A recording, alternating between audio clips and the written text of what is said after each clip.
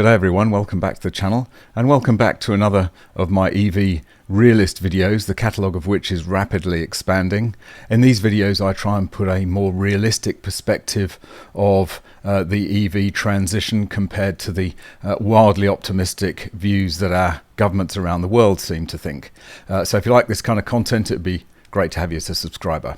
This one is from the files of the blindingly obvious as Hertz corporate virtue signalling comes home to roost in a big way. I'd have loved to have been a fly on the wall at the board meeting where they approved that. I mean, can you imagine?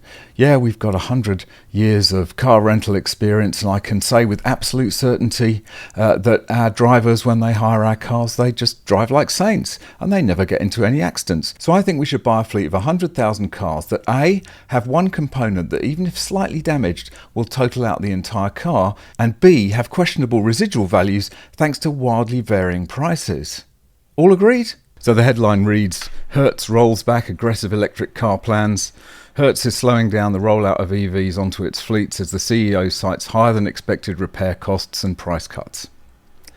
US-based rental company Hertz announced back in 2021 it was ordering 100,000 Tesla electric vehicles, EVs, by the end of 2022, though in reality it's still far from this number. As reported by CNBC, Hertz currently has only 50,000 EVs in its fleet, with 35,000 of them being Teslas.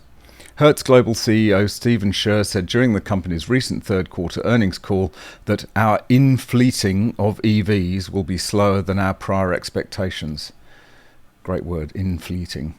Around 11% of Hertz's entire global fleet comprises EVs currently. However, the company won't reach the previously stated goal of 25% by the end of 2024. The rental car company reported lower than expected margins in the third quarter of this year, citing EV repairs as one of the challenges.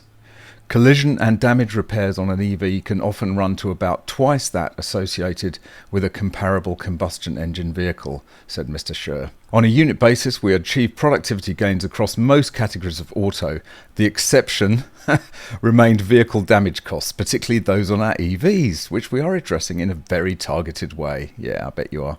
Mr. Scherr added another reason why Hertz is slowing down its electrification rollout is due to price cuts. The MSRP declines in EVs over the course of 2023, driven primarily by Tesla, that seems to just cut prices at a stroke for no reason, have driven the fair market value of our EVs lower as compared to last year, such that a salvage creates a larger loss and therefore greater burden, said Mr. Scherr. Hertz claims it's still committed to buying 100,000 Tesla cars, as well as 175,000 EVs from GM. It also inked a large-scale deal with Polestar, which has seen the Polestar 2 added on Australian fleets. Well, there you go. See, this corporate virtue signalling does have a consequence, which is good to see. It's just ridiculous to expect that rental car drivers are going to drive them like saints and never get in accidents. I mean, you know, with a regular car, if you get bashed up, you can put it back together, get the bodywork fixed. It's mostly going to be damage to the bodywork. And the problem with EVs, of course, is that you get a little tweak on the battery, you know, a little side impact on the battery. They'll probably total it out because it's not worth trying to repair a battery pack. You might as well just total out the car. Madness. Anyway, that's just about it for this video. Hope you enjoyed it. Drop a comment down below. If you have any tips or stories, you can hit me up on Instagram or by email. I look forward to seeing you in the next one. Bye for now.